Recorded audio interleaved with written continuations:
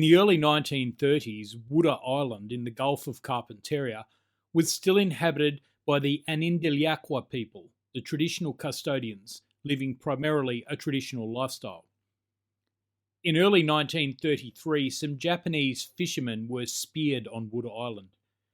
Police, including one named McColl, were sent to investigate. They found a camp and handcuffed a number of Anindilyakwa women. The Anindilyakwa men were nearby. Some police went to pursue them, leaving McColl behind.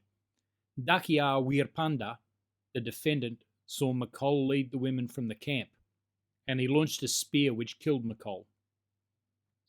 He was arrested a few months later and tried in Darwin. The trial was a farce. Tuckiar did not speak English. The only evidence against him was 2 confessions he had allegedly made, which were translated into very rudimentary English. One of those alleged statements suggested that Tuckiar had observed McColl sexually assaulting the Anindilyakwa women, and that this had caused him to attack. The judge completely abandoned impartiality and focused on the need to protect McColl's reputation from any suggestion of sexual assault. He virtually directed the jury to return a guilty verdict and sentenced Tuckiar to death. Tuckiar's own barrister refused to argue self-defence that Tuckiar was protecting the women from arrest and sexual assault. He refused out of concern for McColl's reputation.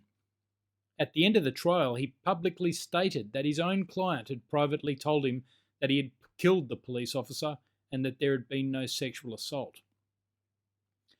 The High Court found that the barrister had seriously breached his professional duties. First, the majority judges said he had a plain duty, both to his client and to the court, to press such rational considerations as the evidence fairly gave rise to, in favour of complete acquittal or conviction of manslaughter only.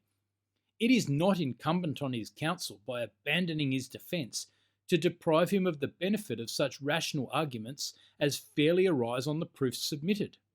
On the breach of confidentiality, they said it was his paramount duty to respect the privilege attaching to the communication made to him as counsel. Our system of administering justice necessarily imposes upon those who practice advocacy duties, and the system cannot dispense with their strict observance. Tuckiar was acquitted, but infuriatingly, he was almost certainly murdered by police, who claimed that he ran away while they were returning him home.